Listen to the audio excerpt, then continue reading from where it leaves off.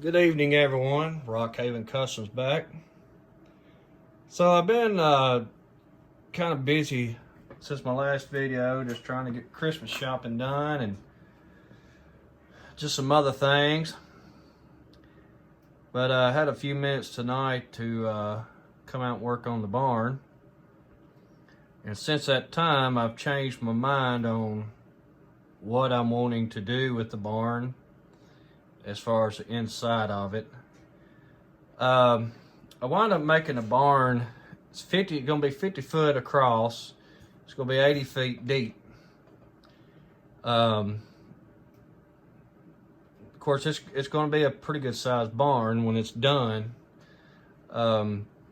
What I've did some thinking on and everything. Like I said, I wanted some cabin pins in the back.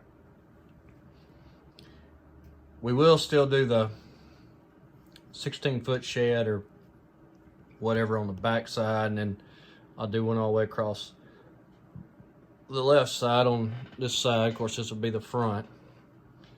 But what I've come up with is I want to do 50 feet, just barn.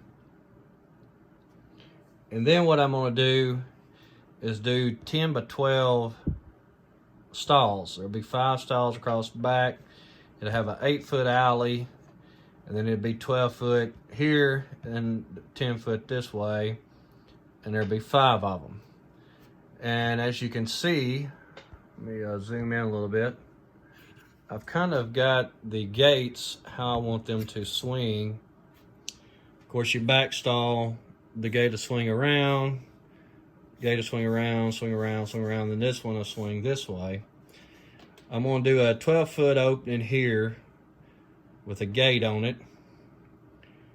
That way, and the reason I thought this way is the gate, if you was running cattle in, you can run this gate around and stop them from going down this alleyway, and then you can run one in here or run one in there, and that's why I've got this gate swinging this way and that gate swinging that way.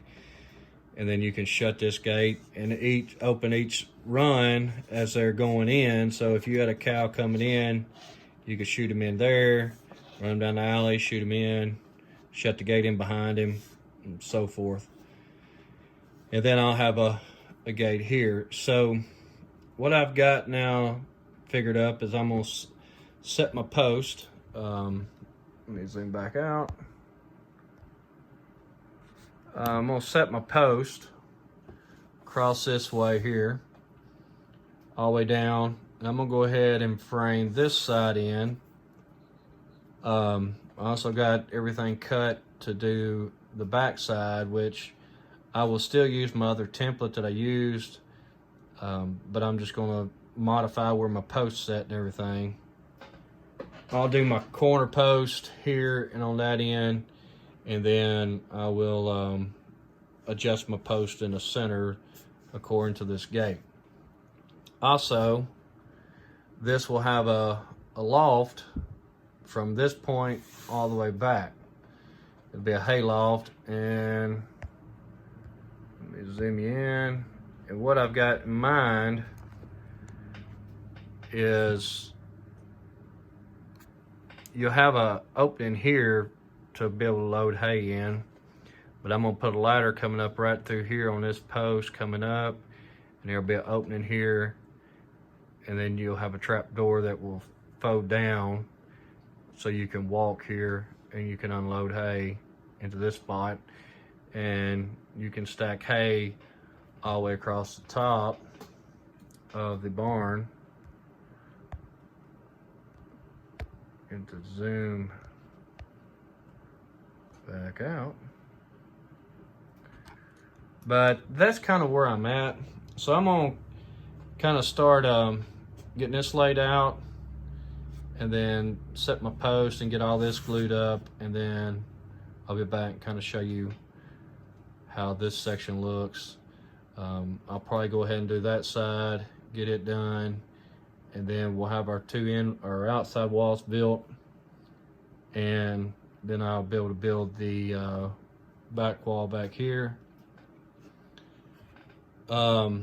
I'm going to try to make this so the roof lifts off. What I'm thinking is, since I already have my rafter coming up here, I will set another rafter beside this, but it will not be attached. But I will have to run my floor joists across from my loft, hay loft. But what I'm wanting to do is when I build the roof section, it'll set down on it. It'll be a one-piece roof on both sides, and I'll build all the floor or all the knee walls and all that in with it. So I'll have a knee wall coming in about 8 feet, and that'll 8 or 10 feet. That'll support this. But what I'm wanting to do is let this overhang just a little bit, so when you set the roof down and everything is built, you can set the roof down, and the lads from going across will set on this rafter here, and it'll sit on the back rafter also. So that's where I'm at right now with the barn. So I'm gonna get some of this built, cut, and then I'll come back and kind of show you what I've got. All right, so we got the barn pretty much assembled. I still got to put this rafter on here on this part. Like I said, I've got to cut this run and this run out, and that I have my opening. I think I'm gonna lower this down a little bit on this right here to do like an 8-foot door. So I'll probably put a ladder in here just to be able to bring my decking down. So we've got everything, and what I did, as you can see, we drew everything out on this board, and once I got everything kind of drawed, I took and did all my rafters on, or my post. These are on 10 foot to here. Well, this right here is where the cattle area starts. So I just left it on at the 10-foot mark. But then on this one back here, that's a 12-foot span with an 8-foot post, but I left it like that to be able to tie my corral panel or my cabin pins together. So that's the only thing that's off. Like I said, this one is 8 foot from the end wall on both sides. That gives me room to tie all this together. But what I was saying is I made this. And what I did is I drew my line here to the front of the barn, and what I did is I put it here and then blocked it up with some blocking and got it level. And then I went and figured 10-foot post, because I knew it was to here was I believe it's, let's see, 60 feet to here. It's an 80-foot long barn. So I knew from right here at this post we could put them on 10-foot centers. And that's what I did. And what I did is I figured my front, measured 10 foot, measured 10 foot, 10 foot, 10 foot, and so forth. And got everything laid out. And then I just took some Elmer's glue and put a little bit of glue down here, all the way across. And then I left enough room where I could see the face of my mark here. And then this overlapped enough that I could lay my post down on the glue and laid it all down. But what I did before I did all that, I marked one post here, here, here, and here, and marked it, and I laid them all down, drew my line across them, so that I knew once I laid everything down that when I go to put my boards up, that I just line it up with a line all the way across there. And then I just started, I did the bottom run first and make sure everything was still square on my post, did my top run, and then I did the 2 inside pieces. Then on the back side, I did the same thing, but I did it over here on the other piece over here because it's reversed. But when I got once I got this, I tacked down the wall on the front, and I tacked it down here over here and got it all squared up. And then that way, when you go to put this wall up and you go to do that side, then I had a message come in, I was reading it. Then I could do that wall, and then I rotated this whole piece of wood to the back side back here, and then I just started filling in the back. So like I said, it's kind of pretty simple how it goes together. But I just want to make sure everything was on 10-foot centers on my post. That way on both sides they line up. Now, what I will be doing is I will cut pieces the same length as this top, well, any of these runs. And what I will be doing is, once I get them all cut, I can glue them on each side of the post and span them across, and then that'll pull the barn together where it's all completely square, because I've got a mark on my bench over here to be able to mark each one.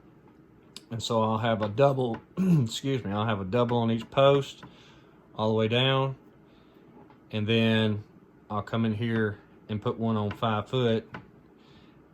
But I may go more than that, because in a real barn, you know, 5 foot's a pretty far span, so I may do 2 in between each post.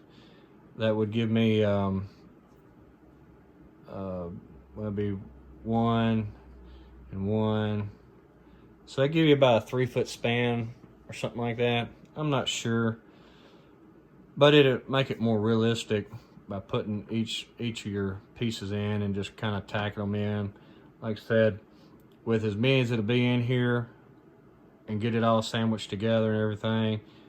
Of course, I still got to put my braces, like I said, on down each side, tie all that together, and then I'll put my braces going across, and then I can start putting my decking on to here, because from here to the back will be all calving pin areas. I will probably build this piece separate and then just slide it down in there. Once I get it set, I can glue it in place. So that's kind of the gist of the barn. Like I said, I still got to build the rafter going up here and then cut all these off. But for right now, I kind of want to get the roof built so I can set it on and make sure everything looks right and everything's set in the way it needs to be. And then I can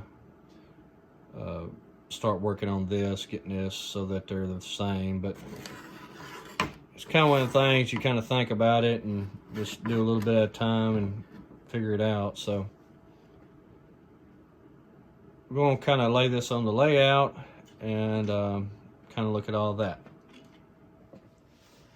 Okay, so we got the barn set here about where it's going to go. I still got to build the lean-to on the side and the back, but I've got it placed where I think a good area would be. As you can see, we've got our grain leg coming in through our drive. It'll come through and you'll be able to turn and go into the leg. Now, I think I built the barn a little bit too big, but the more I got to placing and moving around, I think it's going to work where it's at. So what I've got in mind,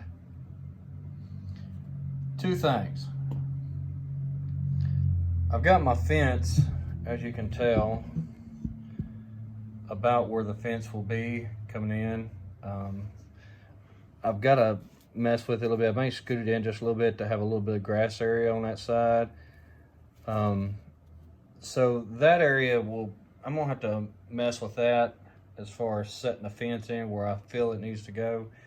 But I've got it kicked out for a reason.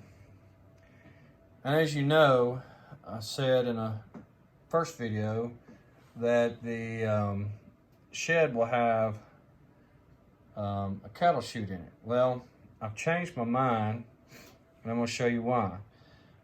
So if you was going to load, you know, a bunch of cattle in, you could have your truck come in. See if I can do this without messing the camera. It would come into the barnyard, go in this way, and then it could back in here. Now I've got this old chute that I built a while back, so that would have your chute line up for that. So technically I guess I could move this fence in a little bit, and I give you room for your semi to load. Now also, I do have this little head catcher that I got. I think it's come off of eBay. So this will go on there also. Not sure where I will put it, but I've got to think also about loading cattle into a cattle trailer. So if you've got that there, of course we can shift the barn a little bit towards the main road.